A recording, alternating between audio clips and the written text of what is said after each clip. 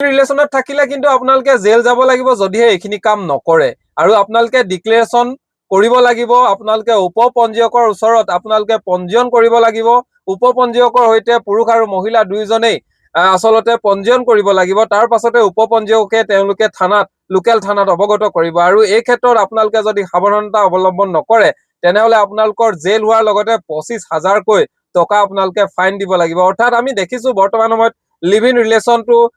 সামগ্ৰিকভাৱে অসমতো যথেষ্ট বৃদ্ধি পাইছে আৰু লিভ ইন ৰিলেশ্যনশ্বিপত আমি দেখিছো বহু যুৱক যুৱতীয়ে লিভ ইন ৰিলেশ্যনত চাকি তেওঁলোকে নিজৰ কৰ্মৰত অৱস্থাত থাকে বা বিভিন্ন ধৰণৰ কথা থাকে কিন্তু বহুতে নিজৰ পৰিয়ালৰ মানুহেও বহু কথা আমি গম নাপায় এতিয়া যদি 21 বছৰ তলৰ কোনোবা যুৱক বা যুৱতী হয় তেনেহলে তেওঁলোকে অভিভাৱকক জনোৱাটো বাধ্যতামূলক তেওঁলোকে যদি অভিভাৱকক নজনোৱাকৈ লিভ ইন ৰিলেশ্যনত থাকে তেনেহলে তেওঁলোকে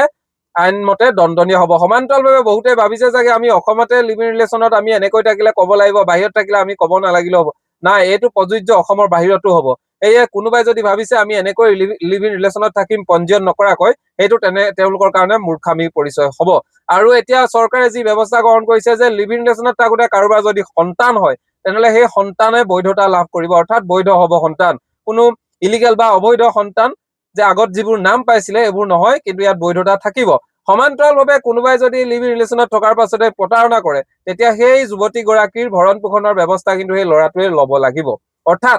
লিভ ইন ৰিলেশ্যনত আমি দেখিছো বৰ্তমান সময়ত প্ৰেমৰ যি এই প্ৰেমৰ যিখন এতিয়া মায়াজাল বুলি ক'লেও ভুল কোৱা নহয় প্ৰেমৰ মায়াজালত বহু সঁচা প্ৰেম আছে তাৰ মাজতে এনেকুৱা হৈ আছে য'ত লিভ ইন ৰিলেশ্যনত থাকি বহু যুৱক যুৱতীৰ পাছত গৈ সেই ৰিলেশ্যন নাইকিয়া হৈ যায় আৰু তাৰ পাছতে তেওঁলোকে মানসিকভাৱে ভাগি পৰে বা বিভিন্ন ধৰণৰ ঘটনা আজি হয় তেনেস্থলত এই সম্পৰ্কটো যাতে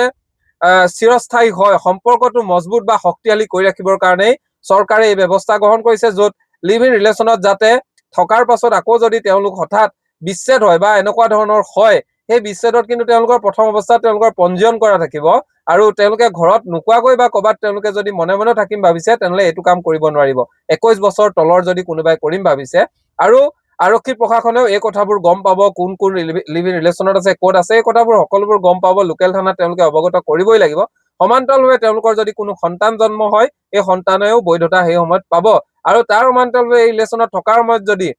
প্ৰতাৰণা কৰে বা তেওঁলোকৰ বিচ্ছেদ হয় তেতিয়া কিন্তু সেই যুৱতী গৰাকীৰ ভৰণ পোষণৰ দায়িত্বও যুৱকজনে ল'ব লাগিব অৰ্থাৎ এক সম্পূৰ্ণৰূপে নতুনত্ব আনিছে যাতে লিভ ইন ৰিলেশ্যনৰ জৰিয়তে যাতে ইয়াৰ পাছত যাতে কোনো বিশৃংখল পৰিৱেশৰ সৃষ্টি নহয় বৰ্তমান সময়ত এটা ট্ৰেণ্ডত আহিছে লিভ ইন ৰিলেশ্যনশ্বিপ এই লিভ ইন ৰিলেশ্যনশ্বিপৰ ট্ৰেণ্ডটোত যাতে কোনো বিশৃংখলতা নহয় যাতে সম্পৰ্কবোৰ বেয়া দিশলৈ গতি নকৰে সম্পৰ্কবোৰ যাতে বিশ্বাসঘাতকতা আহি পিনে গোটেই সম্পৰ্ক বিনষ্ট নহয় পৰিৱেশ বিনষ্ট নহয় এই পৰিৱেশ বিনষ্ট নোহোৱা এটা পৰিৱেশ